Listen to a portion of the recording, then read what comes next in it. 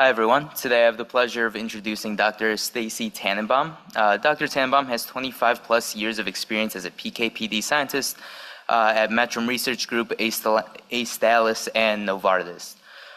She's also a co-founder of FISoP and ISOP, and has held leadership positions in other professional organizations and conferences such as WCOP, AAPS, and ASCPT. She's currently a consultant and coach at SJT Pharm, LLC, focused on supporting the MIDD community. Please join me in welcoming Dr. Tannenbaum.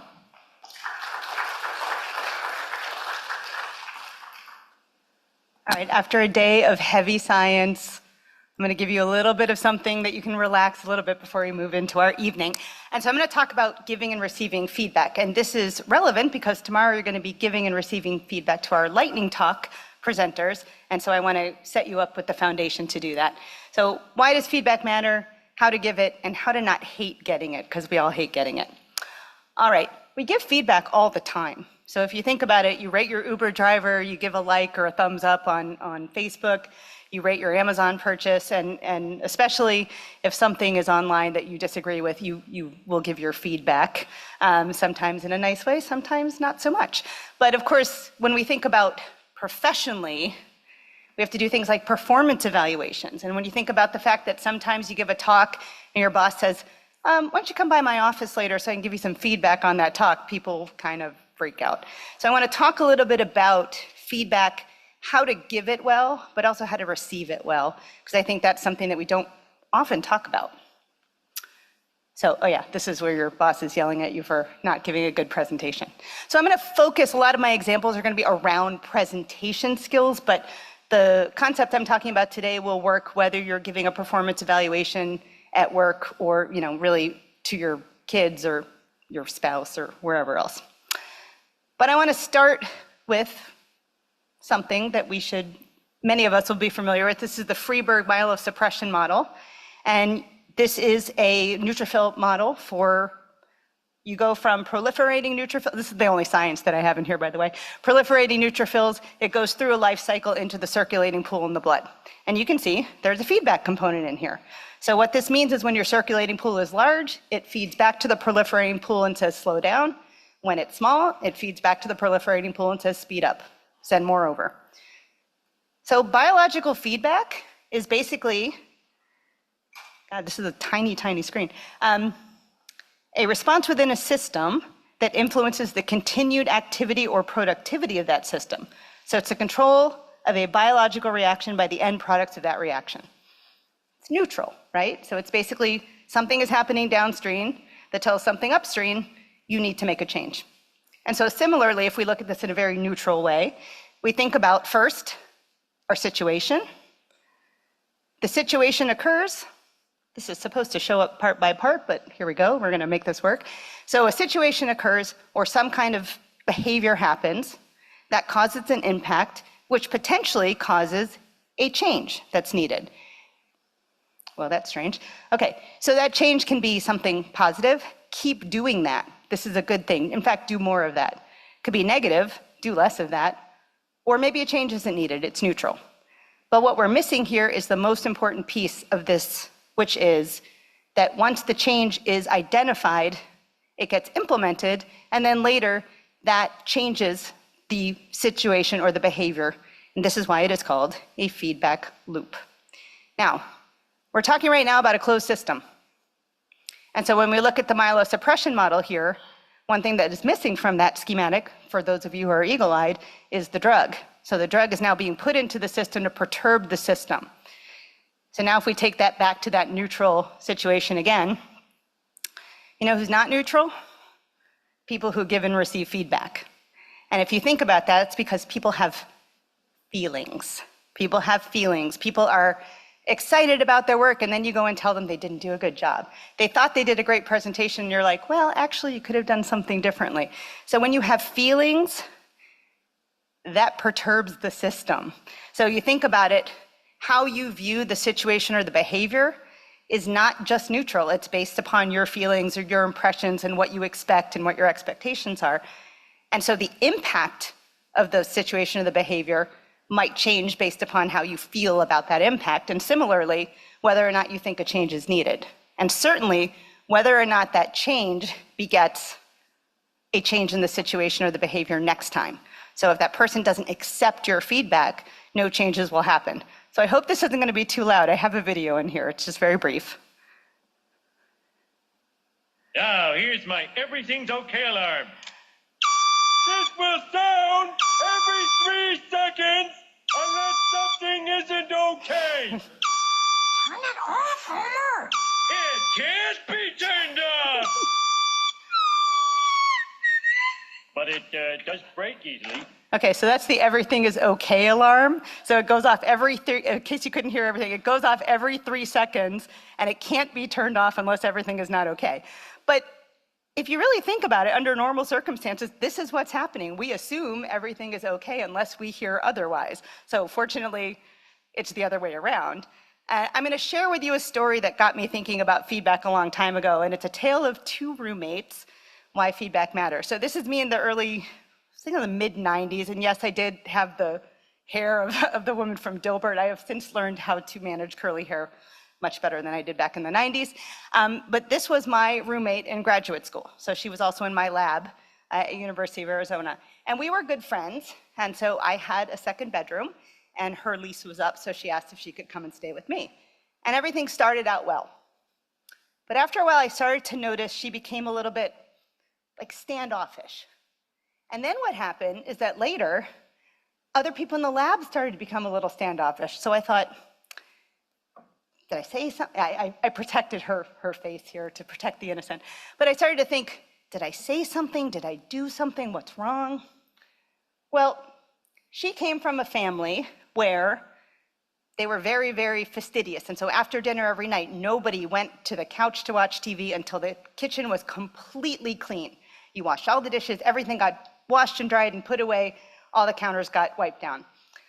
I came from a little bit more of a casual household where we would just sort of throw our dishes in the sink, you rinse them, you just leave them in the sink, maybe you wash them tomorrow.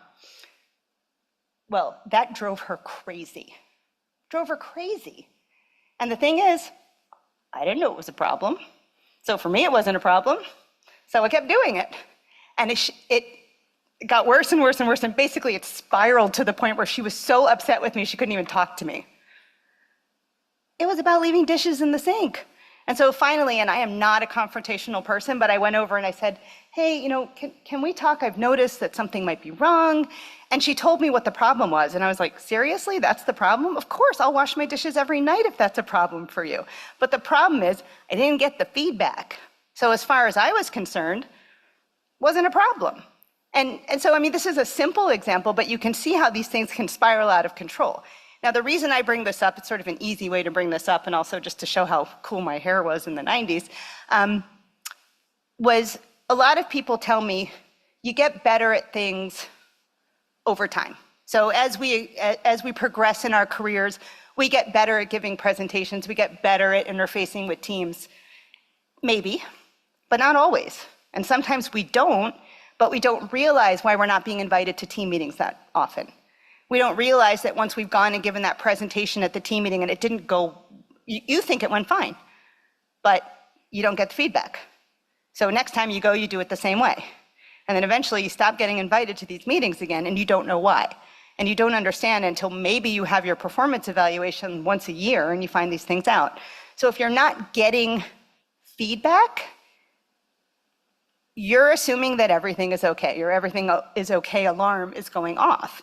And so, what's going to happen is it's not going to create any positive outcomes for you for sure. It may actually create some very negative outcomes. So in the absence of feedback, change does not happen. All right. So I think that feedback can really be a gift to really help you become better, a better person, a better employee, maybe a better spouse, that there's a lot more feelings in that one. But it's a performance accelerator. It's how professionals improve their performance is by getting feedback and understanding what they need to do to change.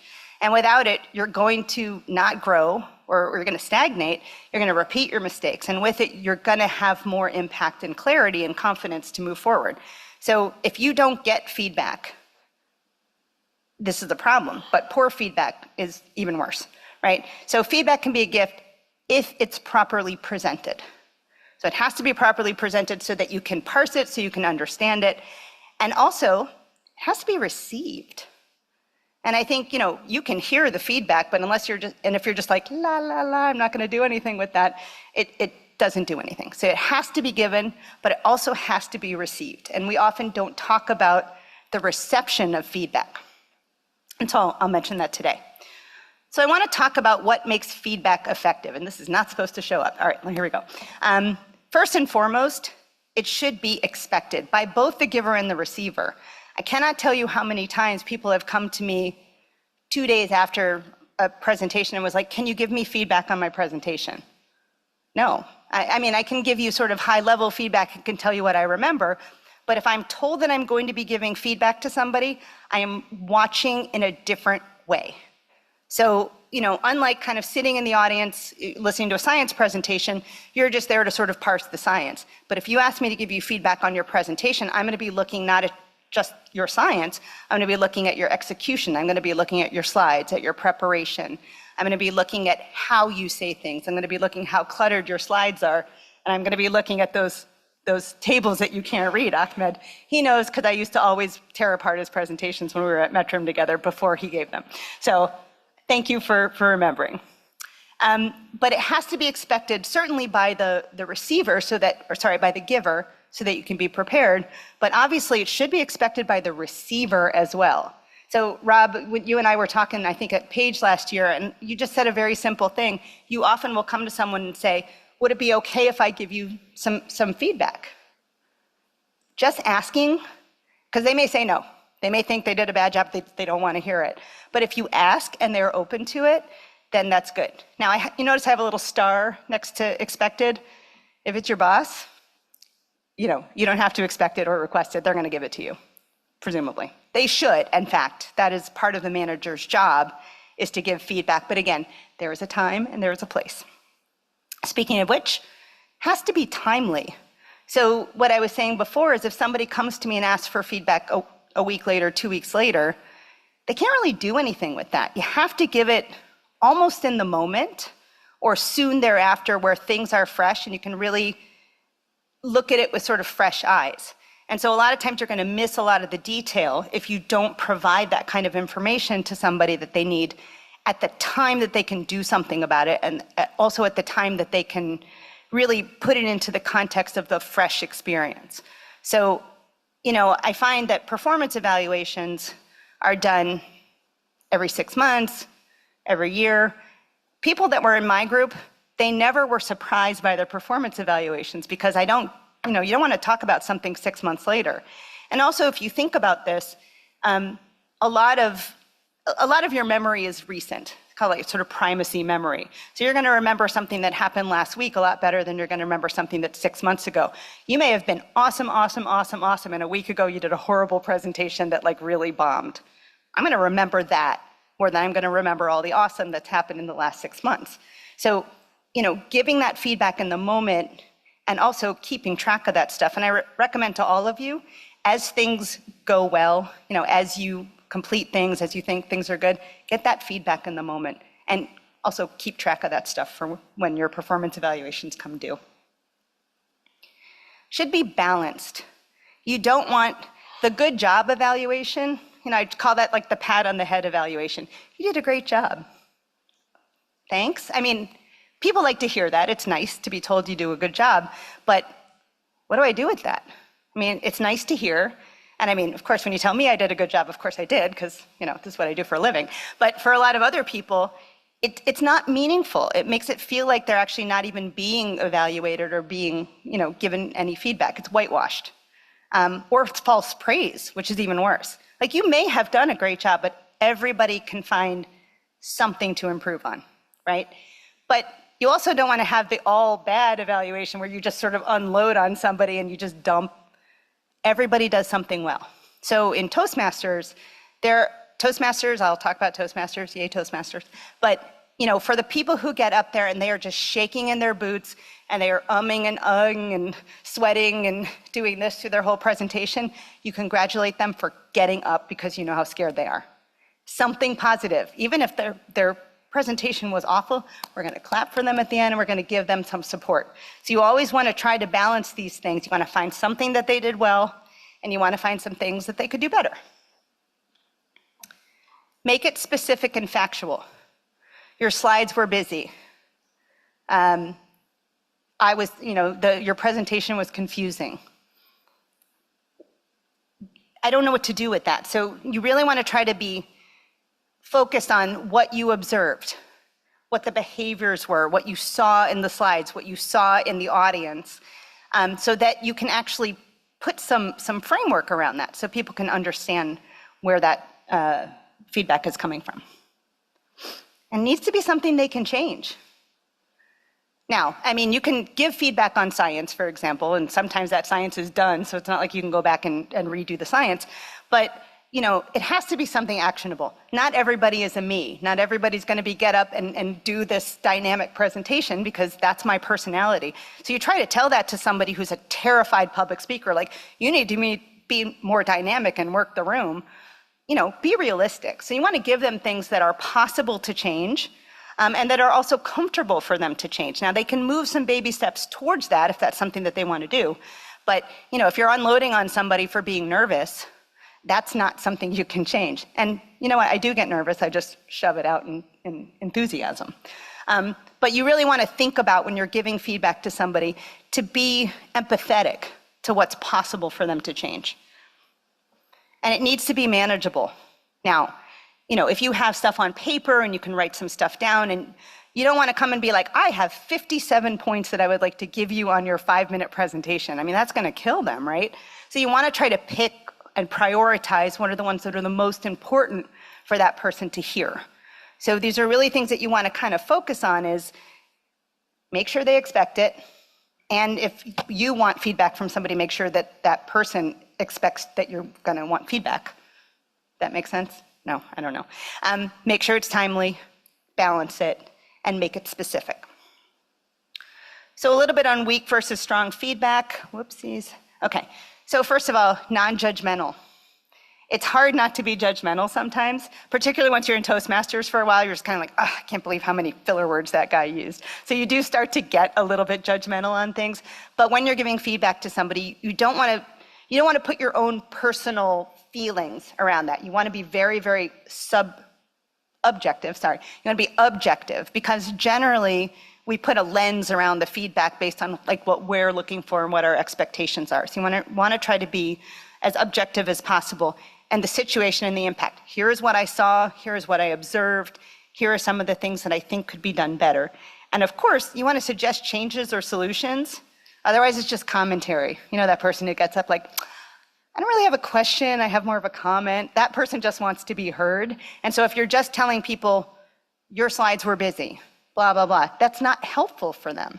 Because what do they do with that? Now, sometimes they'll know what to do with that, but often it is helpful if you can to come with some recommendations for how they can change. So I mentioned some of these. That was confusing. Good job. You were unclear. Your slides were too busy. I mean, fine, but and I'm not going to read through all of these. You'll have these, but you can see I kind of color-coded this, and hopefully nobody's colorblind here. If you are, I'll help you out later. But I'll give you one. The key message wasn't shared until the end. So that's the situation.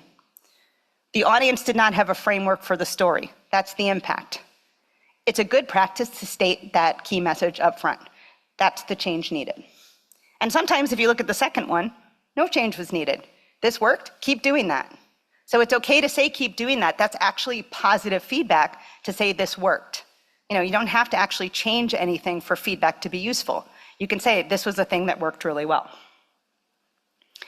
So, one of the things about feedback that makes it difficult, again, are the feelings. And I get it. I mean, we've all had bad feedback that you're just like, I can't believe that person said that. So first and foremost, you want to consider the relationship with the giver and the receiver. So when I say consider the relationship with the receiver, if you're the giver. So do you already have a trusting relationship where you can give this feedback and they're willing to listen to it? Or is this already a conflicting or a tense relationship that might impact their willingness to listen? Because if you've got one of those relationships with somebody, you might want to see if there's somebody else who can give that same feedback to them, that they'll listen, because automatically, like, they don't want to hear what you have to say if you already have that tense relationship. And you may also be giving the feedback with your lens on as somebody that like doesn't have a good relationship with that person. So, are they a peer? By the way, you can give feedback to somebody above you, below you, at the same level as you. It's not about hierarchy or anything, but if it is a hierarchical relationship, it's a little bit more scary for me to go to, like, I don't know, somebody 2 levels above me in the organization and be like, I'd like to give you some feedback. So, you want to be thoughtful about those kind of things. Maybe if it's 2 levels above me in the organization, I'll talk to my boss and say, here's something that I noticed that this person did. I'm going to tell you about it because I know that you meet with them regularly, and if you feel comfortable, you can relay that. But it wouldn't necessarily land coming from me. Even if it's good feedback, even if it's actionable feedback, you got to think about whether or not it's going to be accepted from the giver. And a well-intended message with the wrong wording can really put the recipient on the defensive. You may mean absolutely well. And I'll usually be like, I'm about to beat up on you, so like, bear with me. And this is, I work with a lot of clients now who are getting ready for their interview presentations. And across the board, the interview presentations are way too technical and they're way too jammed. And I let them go through their presentation. I'm like, all right, let's go. I get the red pen out. And I do beat them up, but I'm like, I'm doing this because I need to help you get this job. And so, if you put it in the context, that can help. But if you say things, you want to say things like, make it about what you observed. Because again, even if you're trying to be objective, you can't totally be objective. Sometimes you're just going to be subjective because you're a human being. So you want to say things like, I suggest that you consider this, or I think, or here's how I reacted to that. So you make it about you. And when we do this in Toastmasters, it very much is about what I saw when I saw this presentation, is what I felt and what I think. It could be based on established understanding of how feedback, of these things, but you still want to make it sort of about you, and you don't want to things like you failed to do this, or you should have done this, or you neglected to do this, because again, that puts people on the defensive. Even if it's true that they failed to do that. It's like, you might have considered adding in this, as opposed to saying you failed to add this in. And don't, if you can help it, try not to use words like never or always. Those are very kind of dramatic, like you never put these kind of things in the slides. Like, you always do this. Because again, it's about making people feel comfortable to receive the feedback. Because if they have to receive it, you may think, I'm just going to give it to them whether they want to receive it or not, but like, it's not going to go to that next step if they're already on the defensive and their walls are up. And there's a time and a place too. So, I'm not going to be like, Ahmed, I'd like to give you some feedback on your presentation. I'm standing up here on the stage in front of everyone else. You're great, by the way. Good job. Sorry, I didn't mean for that to sound, but no, you're always great. So you want to make sure that time and a place is appropriate and that the person is ready to hear it. So you can say, hey, would you mind, I'd give you 5 minutes and we can chat a little bit about the presentation. Now, at Toastmasters, you do that in front of people, but again, we have a framework to do that in a way that's safe. You're expecting the feedback there. You actually have somebody who is watching you give your presentation who is specifically assigned to give you feedback, along with the people counting your filler words and your ums and uhs and timing you and things like that. But because it's a safe environment for that and you're prepared for that, it's comfortable. So you want to make sure the time and the place is appropriate. You don't want to do it out in the hallway, particularly with negative feedback. Positive, I think, it's kind of okay to say that in front of other people, but anything negative you want to do privately. So they always said, is it complain privately and something publicly, like compliment publicly. But if you want to give some very actionable feedback and you really need to focus on that, you make sure it's going to be in a private time and place.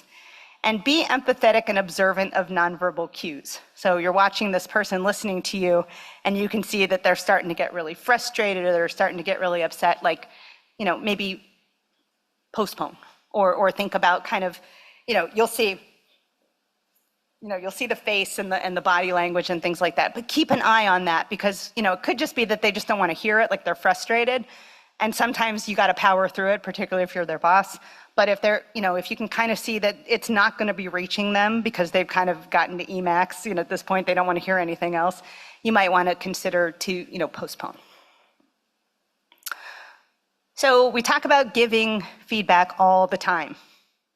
There's all kinds of courses on how to give feedback, but receiving feedback is hard. And there's actually a book that we read at Metrum called Thanks for the Feedback. Now, it's kind of ironic given the fact that I teach now communication and leadership stuff, but normally I hate these kinds of things like, oh, we got to read this stupid help book. This is a great book.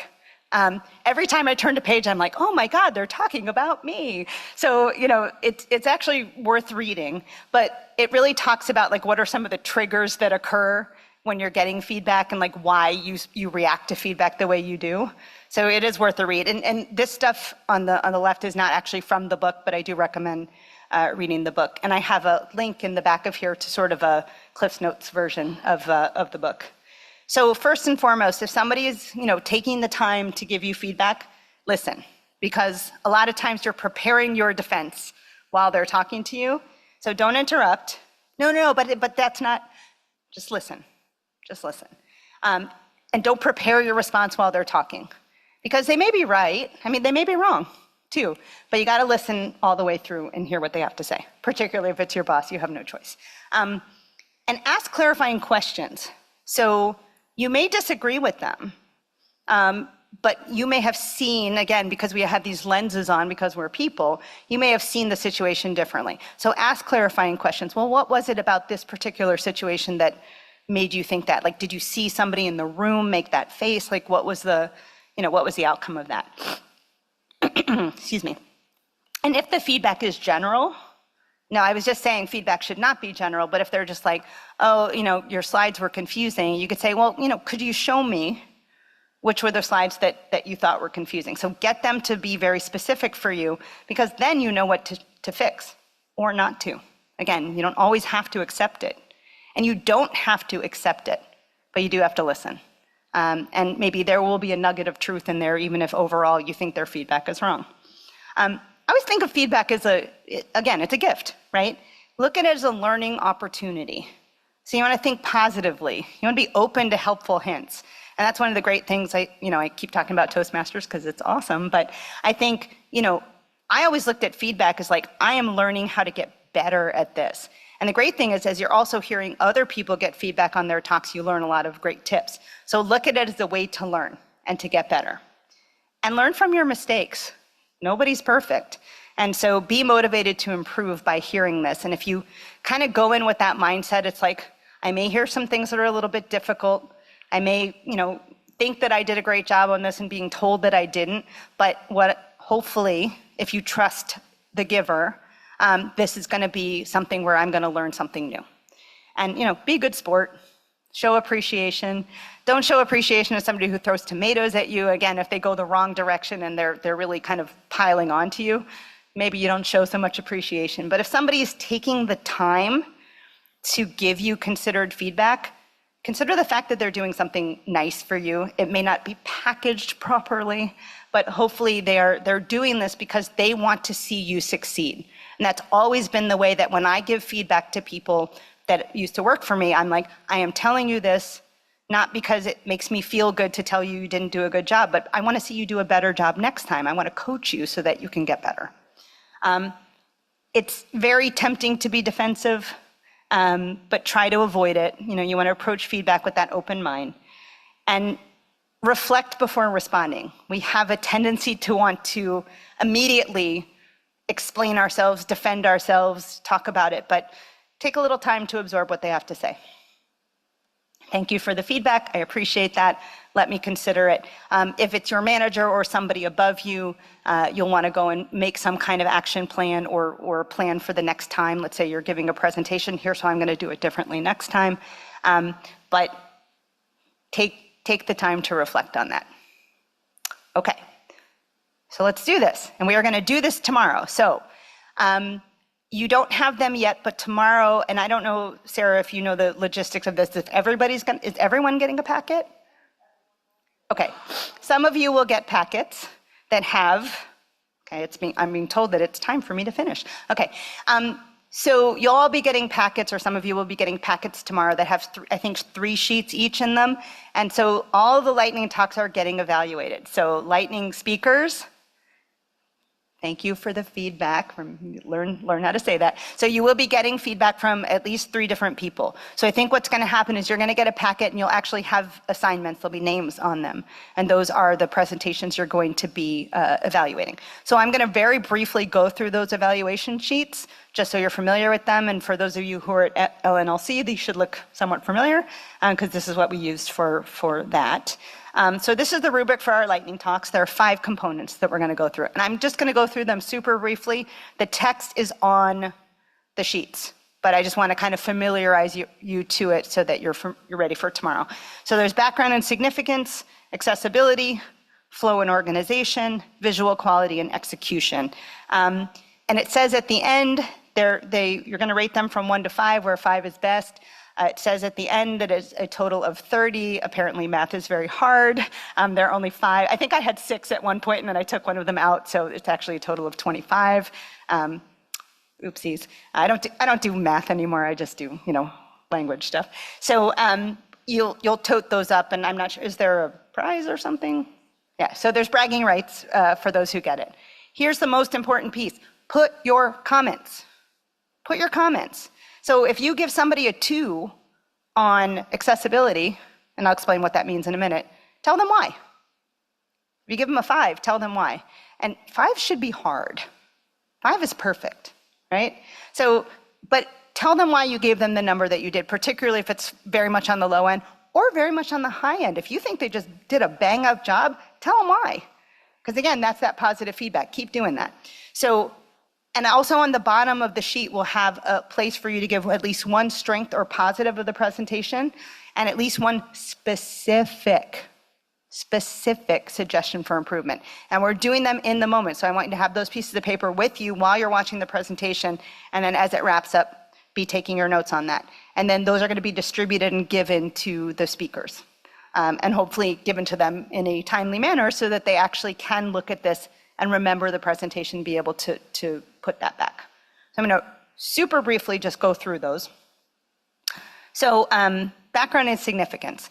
This is a really diverse audience. So it's not just population PK modelers like maybe you might have it at ACOMP or something.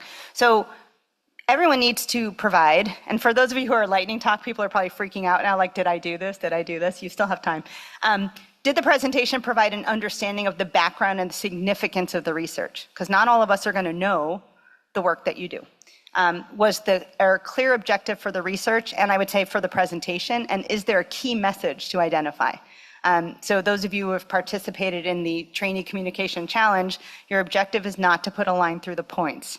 Your objective in modeling is to answer a question. So is that objective clear? And is that key message that comes from your modeling or the work that you did clear? So that's the background and significance. Is that clear to the listeners? For accessibility, again, it's about the diverse audience. So was the content communicated at an appropriate level? Did you go super deep into the technical stuff, or did you keep it at a level that people who maybe don't do your type of science understand? Did you avoid jargon and abbreviations when it's appropriate? Was the terminology that you used, and if sometimes you're going to have to use terminology, was it explained? Was the context of that explained? So that's the accessibility part. So I mean accessibility to people who are not in your particular discipline. Flow and organization is pretty obvious. So did it follow a clear and a logical sequence? Did you leave enough time for the things that you needed to talk about so that you weren't rushing through one piece, kind of like I'm rushing now, without kind of rushing or elaborating too long on certain aspects? That often happens with some of the trainees, and they focus a lot on the methods and then they just rush right through the conclusions. So, you want to have a balance there. Visual quality, pretty obvious. Did the presenter create slides without a lot of visual clutter or excessive text? You'll notice, this actually is a lot of text for me. Usually I just have a picture. Sometimes you need text, and certainly that's appropriate to have text, but if it's excessive and your slide is so busy we can't read it, and you don't break it down for us, guess what's going to happen? You got a lot of stuff on your slide, they're not listening to you, they're looking at your slide. So they can only do one or the other. Although I want to teach you my favorite thing. Check that out. I just hit the B button. guess what? If you want them to look at you, you're looking at me now. There's no slide up there. So you just hit the B again and you put it back up. It's my favorite PowerPoint trick, the B and the W. W makes a white slide. So that is a nice trick when you're doing presentations. But if you've got a lot of stuff on your slide, people are going to be looking at your slide. And if they can't follow along with what you're pointing at, yeah, you can use the mouse and things, but really it's a lot easier if you have builds and things when you're doing that. So are your graphics annotated? Can you actually parse those graphics? I've seen sometimes somebody will put up a slide and the graphic is so complicated, they spend 45 minutes kind of going through the graphic, and then you don't get the gist of the rest of the presentation. So is it easy to parse, and is the main message on the slide? And did the visuals support or distract from your messaging? And last but not least, the execution piece. So did you maintain sufficient stage presence, whatever that means? Are you gripping the podium like this and not moving? Do you have vocal clarity? Can we hear you? Are you loud enough? Do you have a steady pace, i.e. not speeding or I always talk too fast, so my steady pace feedback is probably low. Do you have confident body language? Again, you can see this is the fig leaf. So people will stand, or this is the modified fig leaf. But, are you relaxed? Are you clicking your pen? Do you have your hand in your pocket? So, we're looking to see kind of how relaxed you are up here. And again, it's okay if you're not relaxed. Most people are not relaxed when they do presentations, but you still want to command the podium while you're up here. And the most important thing, were you engaged by the speaker? So a lot of people think, for example, eye contact really helps. But this is not eye contact. That's the sprinkler, right? So eye contact is I'm going to look at one person while I'm talking about one thing. I'm going to look at you while I'm talking about the next thing. And you sort of want to work the room a little bit. And for those of you who are nervous, look for the person who's nodding and smiling. That's probably going to be me. I'm a very engaged listener. So that's always really helps. You find that one person that's like your North Star. So Sam, you're my North Star. And Ahmed too. So I see you guys, I know you're engaged, right? And that's really helpful. So if you're nervous up here, look out there and look for me, look for Sam, look for Ahmed. We'll be nodding and smiling for you. But you really want to engage the audience. So if you see everybody's kind of checking out, then the audience is not engaged. So sorry for today's evaluation. I say for tomorrow and the next day, I think, Sarah, oh, just tomorrow. Okay. So some speakers are more experienced and more comfortable than others. Obviously, I'm pretty comfortable up here. Not everybody will be. So be kind, and adjust your expectations accordingly. Be specific on what they did well. The good job evaluation is nobody's friend. But also be gentle in what they need to do better, because too harsh evaluations can be very demotivating. I've seen that before. And basically, I've seen people quit Toastmasters because somebody was a new evaluator and just got up there and tore them a new one, and it was awful and really not motivating at all. You want people to get better, but you also want them to see that it's possible to get better. And when you just unload on them, that doesn't help. So it's really important to point things out they may not be aware of. I think people don't realize, they're a pen clicker. Oh my God, I had a guy who was a pen clicker, drove me insane. He literally clicked his pen the entire presentation. I wanted to come up and just pull it out of his hand. And that's why we look at people's filler words and stuff too. So I know we still got a little time. My favorite Pete Bonet story, so many of you know Pete, has written a book, How to Be a Model Communicator, so please go check that out. But I was in a session with him, a communication session with him, 15 years ago. And he was talking about the reason that he got into reading about communication and learning about communication is that he had done a presentation in his youth at the FDA. He was so proud of himself, and they videotaped it and gave him a copy of it. And he was going to show it to his mom. And so he watched it, and he was just like, oh my God, I used so many times during my presentation. He said he put it into a cabinet and just forgot about it. And after the presentation was over, so this presentation I think it was at AAPS, some guy raised his hand and said, well, you didn't say in this presentation, but you said 46 times. And Pete was like, I did? And so first of all, That's not one of those things that you raise your hand during a presentation to say, unless you're in Toastmasters, you say that privately. It was kind of funny, but the point is that he wasn't aware of it. And that's the thing for many of our filler words, we're not aware. I am aware, my favorite one is so, it's the best filler word. But it's really important to point these things out for people, because if they're not aware, just like those dishes in the sink, not gonna fix it. They're just going to continue to propagate the error and do it more and more and more unless they get the feedback. So I think I've beaten this to death. Please go to Toastmasters. If you have any questions about it, you can ask me, you can ask Sam. We started an MRG Toast at Metrum. But Toastmasters, I've been in it since 2003. I give it a lot of credit for my comfort up here and for also being comfortable with giving and receiving feedback. That's one of the things that's been so great about it, is when I became a manager, I wasn't so scared about giving feedback to people because I've been doing it in Toastmasters for so many years. And it's welcomed and it's appreciated there. So please go to Toastmasters if you haven't. Feedback is great. It does support your growth and your impact and your improvement. It's not always comfortable. It doesn't always feel good to find out that you did something that you thought you did well, but everybody else thought you didn't. So that can be discouraging. But if you take it in the manner to which it's intended, and if somebody is giving you the time to give you that feedback, appreciate it. I've got some resources in here, including the thanks for the feedback. I really do recommend the book. It's a very easy read, but you will read this and go, oh man, like you realize all of these things. And it's not just about feedback at work, it's like feedback at home and things like that too. But there's a link in here that goes to this sort of Cliff's Notes version of it called The Main Idea. Radical Candor, of course, is another one where it encourages you to have those difficult conversations. There's also, crucial conversations as well. And then I read this really nice article, which gave me a lot of the stuff I had in here, and I can provide that to Sarah et al. to distribute to you guys. So I think I managed to make up for time. I told Ahmed he had to talk really, really fast, and he's like, I don't do that. And I'm like, I do, don't worry about it. So I just want to say thank you to everybody. I know that hopefully this was a little bit of energy at the end of a very scientifically heavy day, but I really want you to think about this tomorrow when you've got those sheets in front of you. Please give really actionable and useful feedback to our lightning speakers. This is going to help them in their careers. So as you're learning about presenting scientific content, for those who never got that, I will tell you what happens. You go to these conferences and you're just like, oh my God. I seriously want to stand by the podium, just hand out my business card sometimes to people as they're stepping off the stage. That's not expected or requested feedback, by the way.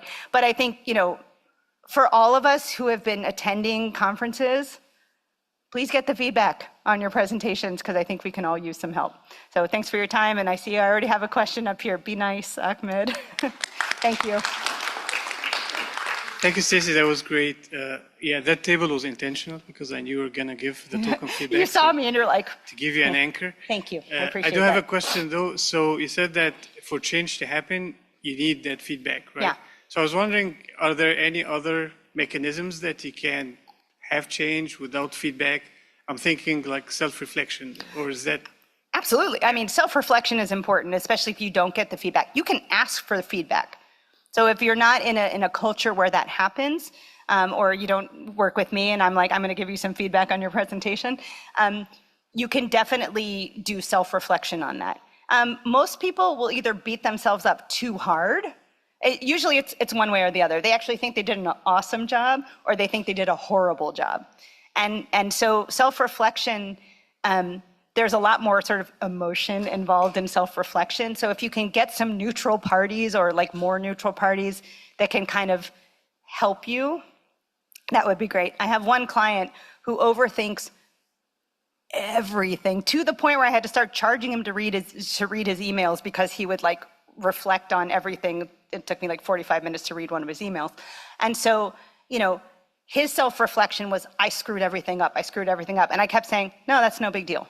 Like, oh, that happens all the time. So if you can get a neutral party or somebody who will be kind but honest with you to help, that certainly helps. And ask for it ahead of time. But self-reflection is great as long as not everybody is as self-aware or comfortable assessing themselves, and generally people will be harder on themselves than like somebody who you actually ask for feedback. But yeah, I mean, if that's all you got. Interesting thing is I remember in Microsoft Teams, and there's probably AI tools for that now, there was I think it was a speech coach or something, and I just played with it a little bit when I was at Astellas.